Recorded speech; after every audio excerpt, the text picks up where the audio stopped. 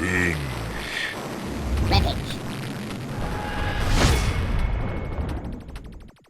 Hey everyone, welcome back for a brand new video about the show that probably just broke your heart, Game of Thrones. Warning, beyond this point there are spoilers for people who are not up to date on HBO's Game of Thrones television series as well as George R.R. Martin's books. In this video, we're going to give you our Rampage recap of the poorly received finale titled The Iron Throne. We're also going to cover the many loose ends and mysteries left over after the finale as we wonder what those answers might have been if we actually got satisfaction from this swan song for the popular fantasy series.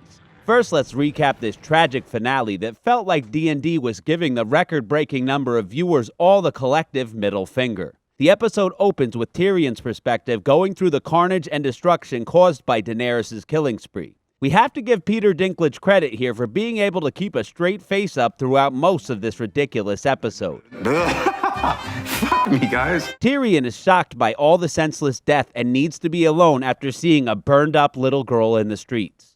Jon Snow knows Tyrion will inevitably have problems with Daenerys and offers to have his back, but Tyrion would rather face things alone. The Imp heads towards the ruins of the Red Keep while Lord Snow and Davos end up bumping into the Unsullied about to execute some really threatening, unarmed Lannister soldiers on their knees. Jon tries to stop it, but they even manage to ruin the simple Grey Worm by the end of the series as he refuses to budge and is even willing to fight Jon over these Lannister soldiers. Jon sets off to find Dany while Grey Worm finishes his duties for the Queen. The story then cuts to Tyrion, who wanders the Red Keep and miraculously is able to find his brother and sister's body. The astronomical odds of him finding their bodies by himself in a pile of rubble are kind of insulting, but at this point we're pretty much beyond calling out the mistakes. Tyrion does have a sad, believable reaction, but we feel he's crying about the death of the show more than the death of his siblings.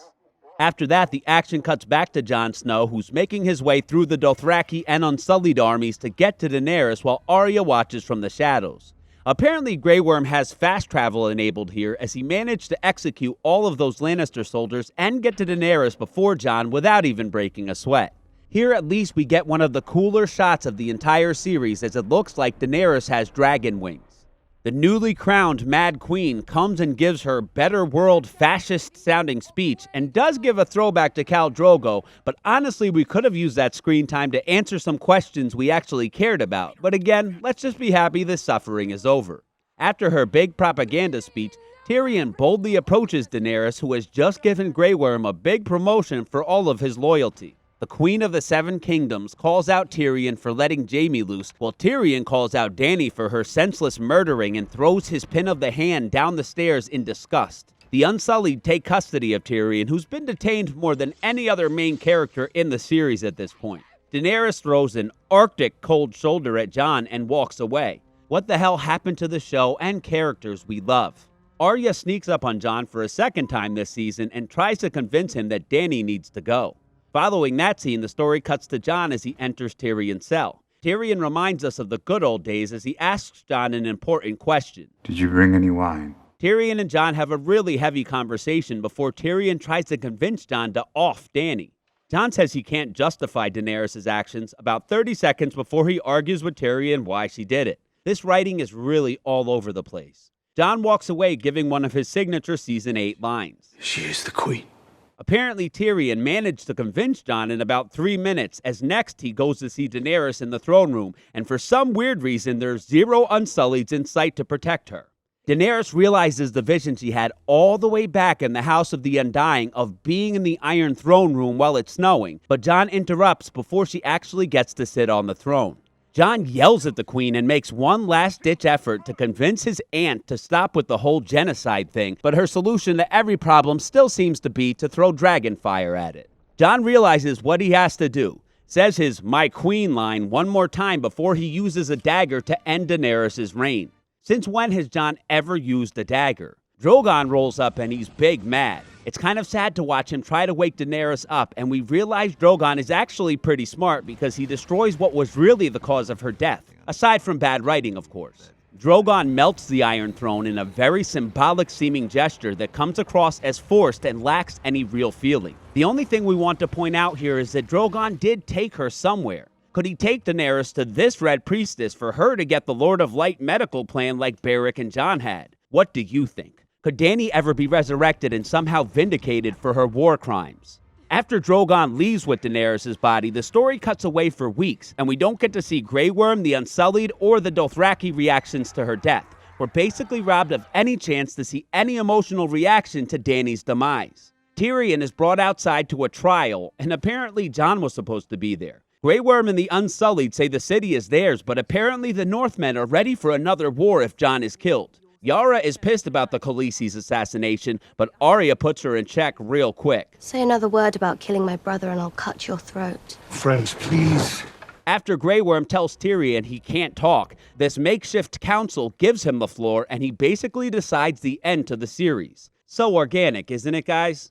Bran is crowned king, although Sansa liberates the North, while Yara and the Dornish emissary clearly are bummed they didn't think of that before electing Bran. The group ridiculously calls him Bran the Broken to his face before the wheelchair-bound ruler names Tyrion his hand. Grey Worm is pissed, and before any real negotiations get to happen, the story cuts away again. Tyrion explains to Jon and us viewers what has happened. He's been forced to take the Black and go back into the Night's Watch, although why is it even needed anymore? Tyrion is pretty much scot-free while Jon ends up at his starting point in the series. Arya will go off pulling a Christopher Columbus trying to find Westeros, and Sansa is crowned the Queen of the North. The Unsullied set sail to liberate other slave cities like where Missandei was from, while we get to see one last council meeting. How exciting. A decent amount of time is wasted with Tyrion fixing chairs instead of tying up any other loose ends before we get a real solid payoff to Bran's story. As the scene ends, Tyrion starts to tell the same joke he started in the first season and a second time a few seasons later, and once again the story cuts away with zero payoff. I once brought a jackass and a honeycomb into a brothel. Silence! What happened next? Unfortunately, that's this whole series and season in a nutshell, guys. The very last scene shows Jon Snow heading north of the Wall with the Free Folk, and the one great thing we get out of Jon's ending is that we finally get to see him pet Ghost. That CGI budget really went far this season, guys. We don't know what their mission is at all, and it really feels like they just jammed this one in just to have a cool shot at the end. That's the finale we got, people. What do you think? Are you angry? We just don't understand how a show can take such a huge nosedive and have a lower IMDb rating than the Dexter finale in just a month and a half's worth of episodes. Now let's talk about all those loose story ends that are going to annoy the hell out of all the hardcore true fans for years to come. First, Bran's abilities. We've seen him flash to the future, but that's all we ever get, although in the finale he hints that he knew he'd be offered the crown, which was a highly unlikely event. Why do you think I came all this way? Also, what about his ability to affect the past, like in Hodor's case? We're never given any real explanation of the Raven's past or learn the extent of his powers, one of many missed opportunities. Next up is the Direwolf situation. What's up with Nymeria? We get one shot of her running a pack back in Season 7, which is a cool twist, but then zero payoff or conclusion to her story. What about the Warlocks in Quarth? Although Dany kills most of them in Season 2, in Season 3, another one of them returns to try to kill her, but just disappears and never comes back. These Warlocks help Daenerys see the future, and again, we get no insight into their origins or powers.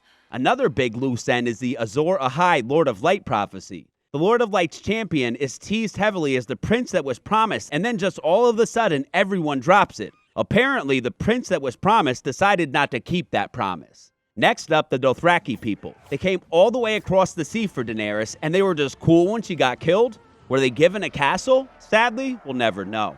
Then there's the question of Daario, who deeply loved the Dragon Queen. We never see his fate in the story or find out his reaction to her death. Also, what's up with Dorne? We have no clue who this guy is, and one further, the mother of the Sand Snakes was imprisoned and never seen again. Just another failure to give fans closure. All the while contemplating the choices you've made. A family that was pretty important in the books and instrumental in Bran surviving and becoming the Three-Eyed Raven is the Reeds.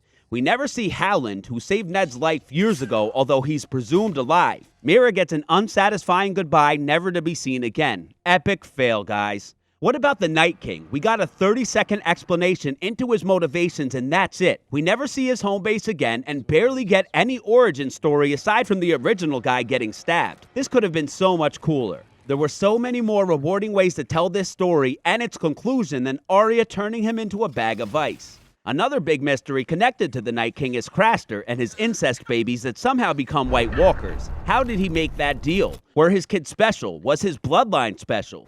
Catch that pretty little bastard talking to my daughters. No one will talk to your daughters. You have my word.